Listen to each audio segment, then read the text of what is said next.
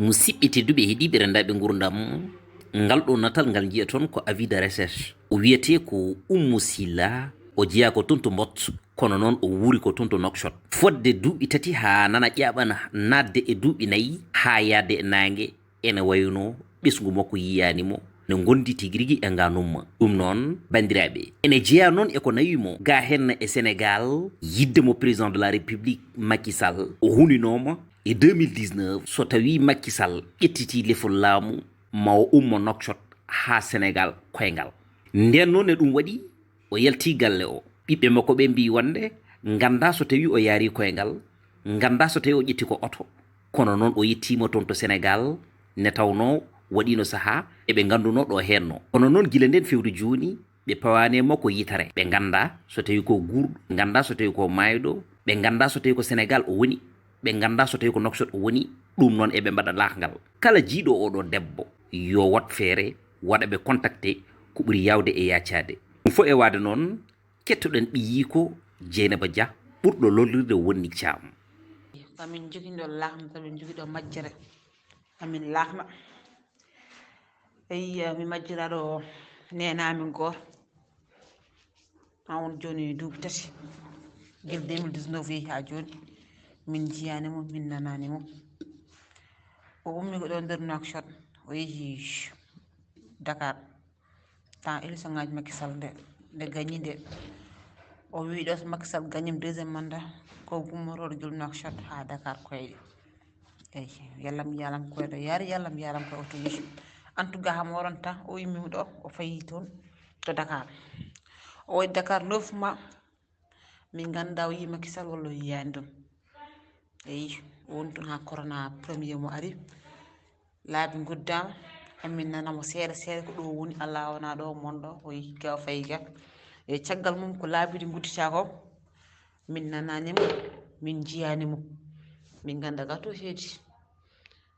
eyi ewo e nder haala he nder caggal corona o meñamo wi o ummima toon e Dakar o fati ga e Mauritanie. ewa guila nden ha joni min nananimo min jiyanimo kadi ala foto min jiiɗamo walla nanɗomo. min ganda mo wuuri, min ganda ko mayɗo, min ganda ko naggaɗo, min ganda ga ko woni dow muɗum ka. eyi min majjirama duuɓi tati hande ha nannara e nayyi min jiyanimo min nananimo.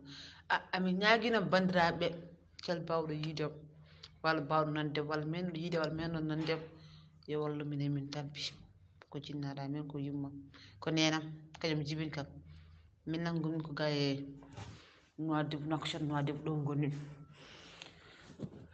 keel bawɗo yiidemo en yo wallu min hen nodda min e oɗon numéro 49 60 11 19. eyi min noon ko Dieynaba Thiam mbiyetemi e nder dente men WhatsApp walla nder groupe ngaji men hannde gonɗen ɓurɗo andirede Wonni Thiam.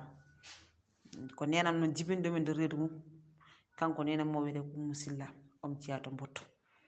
eyi foto makko woni ɗo min jiyanimo min nanannimo keel meɗɗo yiidemo walla meɗɗo hawride makko walla kala meɗɗo nande haala makko yo wallu minen walla minen saabu Allah e Nelaɗo muɗum min tampi min lori min leftima min ganda ko woni dow muɗum min kumpama no fewi min kumpama no fewi wallu minen no fewi no fewi keel bawɗo yiidemo meɗɗo nandemo wallu min hen.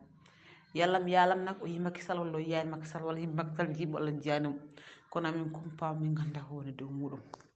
bandiraɓe mi salminima. bandiraɓe enen kala en nani ne namdimi noon Dieynaba Dia beele jinnaɗo mon o ene wondi e hakkille mum. ɓe mbi wonde omo selli no ɓe mbayrata mo nde omo wi kererere.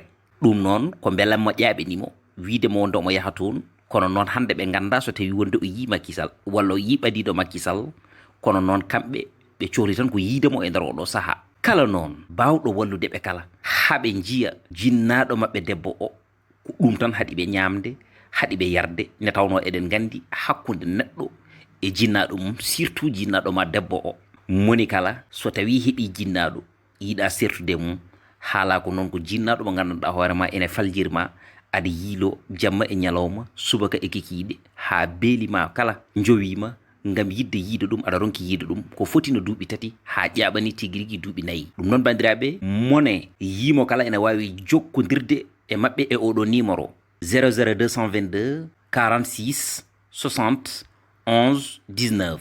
Yo Allah hollit mbaɗe partager lien o partout mbele bandiraɓe ne mbawa yiide Allah ne wawi taw ko gurɗo tawa kadi omo wonde e hakkille makko ha Allah rokka en fartange o wawa artude e ɓesgu makko o huufa ɗumen no hannirta ni.